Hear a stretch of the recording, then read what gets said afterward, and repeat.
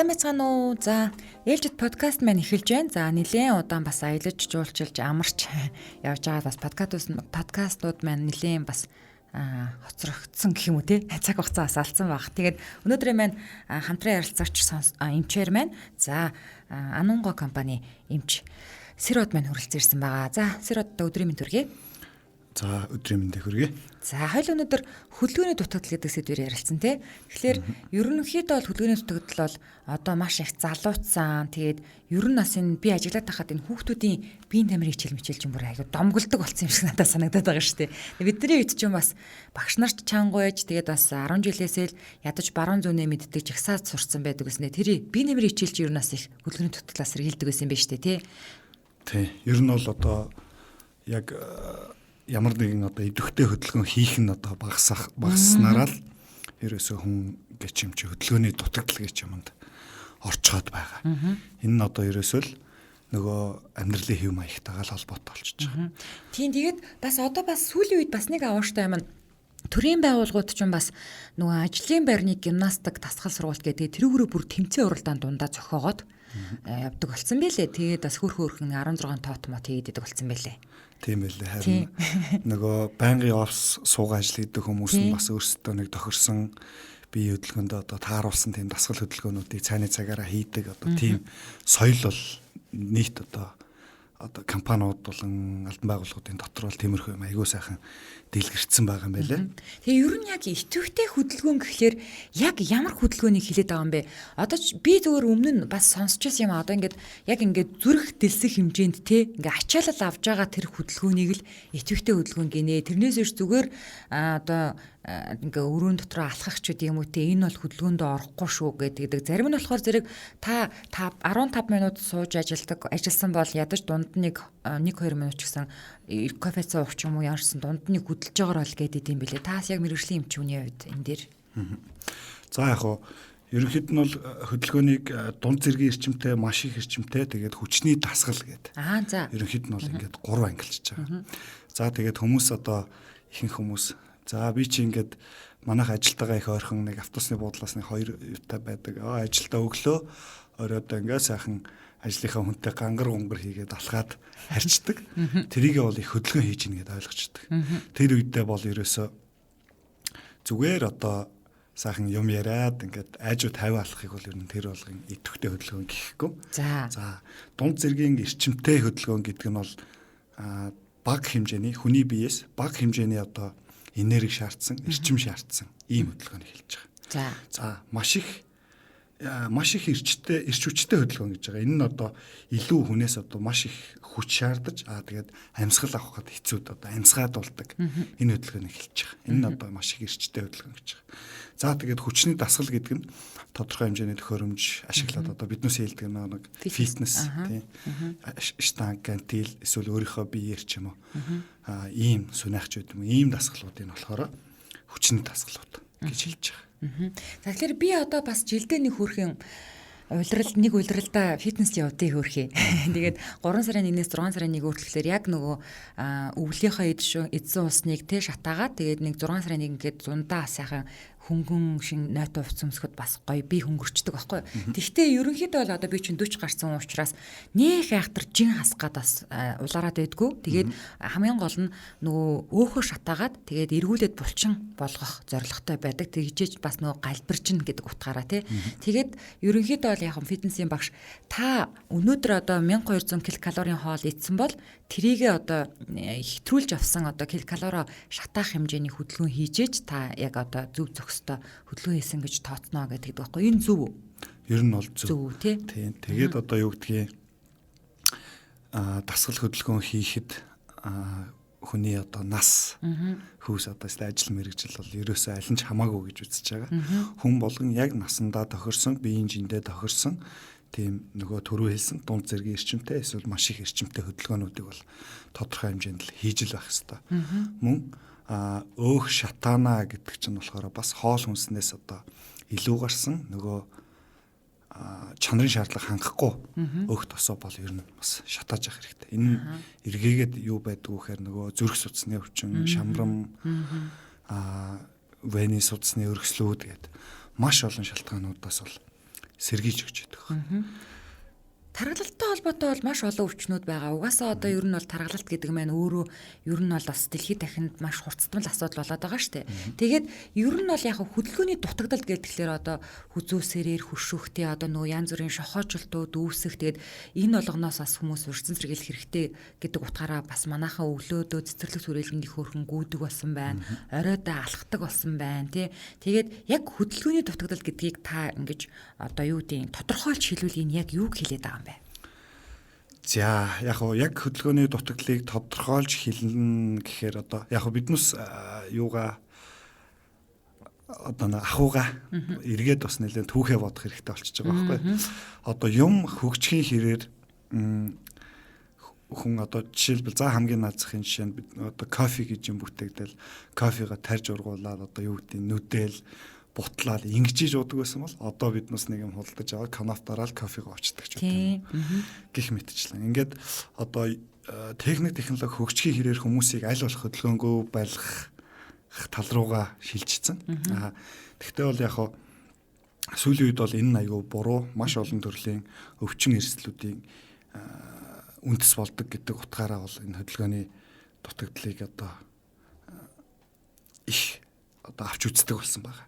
За тэгээд яг энэ дээр Дэлхийн эрүүл мэндийн байгууллагаас бол яг хөдөлгөөний дутагдал нь нас баралтанд хүргэх эрсдэл хүчин зүйлсийн 4-т ордог гэж үзэж байгаа. Одоо бүр ингээд статистик чинь бас ингээд яг тэр өвчин бол тэдэд ордог гэж яаха болцсон. Гэх юм одоо бүр маш олон төрлөөр нь судалгаа хийгддэг болцсон.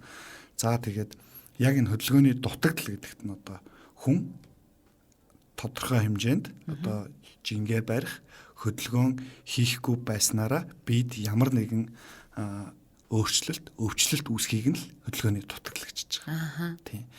За тэгээд яг ингээ багцлаа түрүү хэлсэн эрүүл мэндийн байгууллагаас хөдөлгөөний дутагдал нь одоо өвчин нас баралтын 4-т ордог гэж байгаа. Яг энэ дотор нь ингээд хөдөлгөөний дутагдлаа дотор нь аваад үзэхээр чинь мэдээж номер 1 зүрх судасны өвчин, тархалтаас үүдэлтэй бүх төрлийн өвчнүүд чихрийн шижин, судасны хатуурал гэх мэтчлэн биднээсийг бүгдийг багтааж үзээд энэ одоо 4-т орж байгаа эрсдэл гэж үзэж байгаа. Зөв. Тэгэхээр ерөөсөө хөдөлгөөний дутагдалд орснороо та бүр ийм эрсдэлд орох нь байна гэдгийг дотор нь ингээд задлаад өгсөн гэсэн үг үнэ шүү дээ, тийм.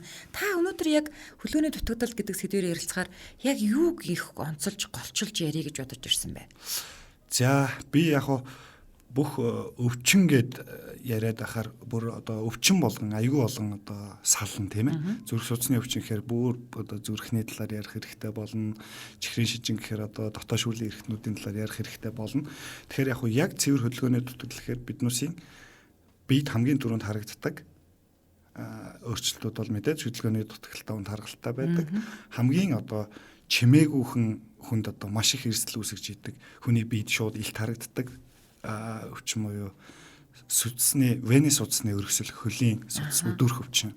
Энэ талаар арай дэлгэрэнгүй ярьдаг юм. Хүн болгон мэддэг, хүн болгон одоо харагдаж идэг зүрх судас гэдэг судасны хатуурал гэдэг ярихаар биднээс зүрхийг бол тэр болгон мэддэхгүй. Зүгээр яг хүний хөлн дээр харагдаж идэг. Нөгөө нэг ингээд судснууд нь бүр амар тодроод гараад ирсэн хүмүүс байдаг. Тэрийг яриад байна тийм үү?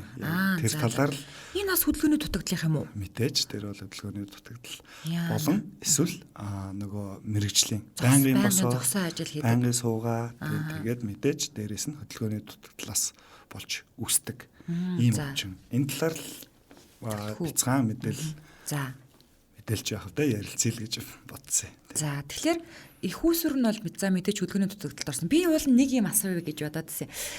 Яг нөгөө хүмүүс ингэ хөдөлгөөний дутагдалд орсон гэхэлэр яг бүдүүн хүнлгээд ойлгочдөг штэ тий. Гэхдээ зүгээр ингээл арабик эднэрт явж хахад бүр туранхаа мөртлөө бүр амар хөшүүн. Тэгээ ямар ч сонголт байхгүй залуу хүмүүс байдаг байхгүй юу. Тэгээд багш бүр хөдөлгөөний дутагдалд орсон байна гэд тэгээд энэ хүмүүс одоо жишээлбэл энэ вены судасны өргөсөл гэдэг өвчнөд бас одоо юу тусах магадлалтай боломжтой тий. Зөвхөн одоо туранхаа байлаа гэдэг те бас идэвхтэй хөдөлгөөн хийдэг. Ер нь яг одоо зураг хөргөн дээрч байдаг те дээр үеийн хүмүүс гэд тэгэхээр л бие галбир их гоётой байдаг шүү дээ. Одоо үлгэр дээр ч гэсэн гарч идэг. Ер нь яг тэр хүний биеийг тойрсон бүх булчингууд нь жигд ажилтсан, жигд хөгжсөн, сунгалттай уяа харимхай чанартай бие ингээд одоо аваа даагаад явах чадвартай тийм л хүмүүс ер нь хөдөлгөөний дутагдалд одоо ороогүй гэж үзэж болж байна. Цэвэр одоо булчингийн бүх булчингууд жигдэл ажиллаж явах ёстой хүн болгоных. Тэгэхээр суугааж хэдийгээр одоо жим багтай хөдөлгөөн хийдэг болоо жим багтай бас биш байж болно шүү дээ. Хоолны одоо туршлан багч байт юм уу. Тийм мөртлөөсөө жим багтаа тэгсэн мөртлөөсөө хөдөлгөөн хийдгүү тиймэрхүү хүмүүс бас зөндөө тохиолдчихдаг. Тэр хүмүүс ч гэсэн одоо тархан маань уу байна хамаагүй судасны одоо эрсдэлд орж идэг гэж үзэж байна. За тэгэхээр одоо ерөнхийдөө бол одоо хөдөлгөөний дутагдалд орсноос болоод энэхүү эрсдэлд орох юм байна. За тэгэхээр одоо яг их усүр нь хөдөлгөөний дутагдал юм байна. Тэгэхээр ямар шинж тэмдгээр илэрхээ шууд л одоо нөгөө хөлийн судаснууд маань өргөсөд ирд юм уу яад юм бэ? За мэдээж шууд өргөснө гэдэг бол бас нэлээд одоо үе шатнд явцсан гэж үзэж болно. Эхэндээ одоо бүр айхтар гүрдээсэн бүдүүн сүц харагдахгүй байж байдаг. Тэгээд нарийнхан одоо арьсны доор хялгсан суцсууд нь их оширцсан байж байдаг. Гэхдээ тэр хүмүүс ерөнхийдөө ямар шинж тэмдгүүд өгсөн байдгүй гэхээр ихэвчлэн хөл батаардаг, нэлээд одоо жоохон алхаж барихаар хөл нь хавгандаг, жирүүлзэж өвддөг, зогсоо байгаа үедээ ч юм уу. Тиймэрхүү дохио шинжүүдийг өгөөд байдаг. Тэр бол тэрийг хүмүүс ихэвчлэн нэг хөл маань одоо ачаал авснаасаа болоод өвдөд байна гэсэн ойлголттой байж байгаа. Тэгээд тоохгүй явж идэг нэг мэтгэд нэг судсулсан байдаг.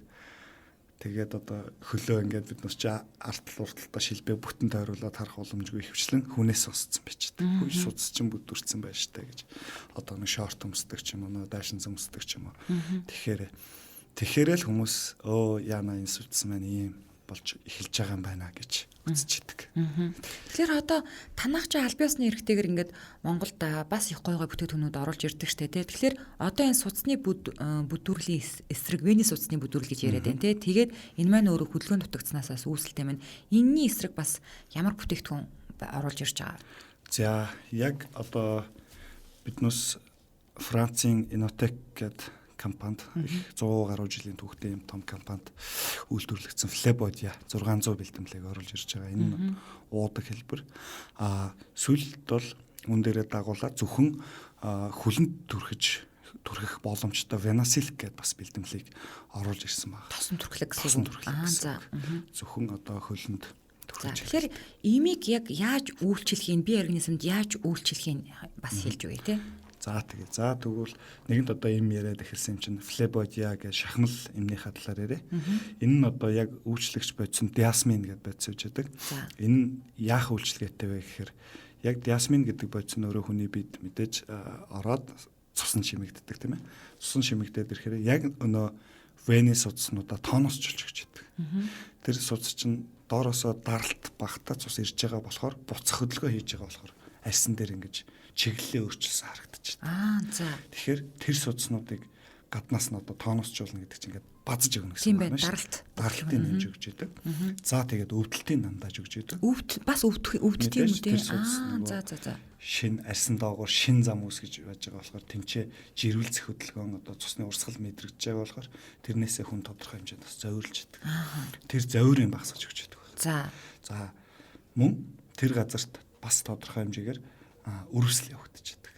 Тэр өрөвслийг бас намжааж өгч идэг. Ийм үйлчлэгт.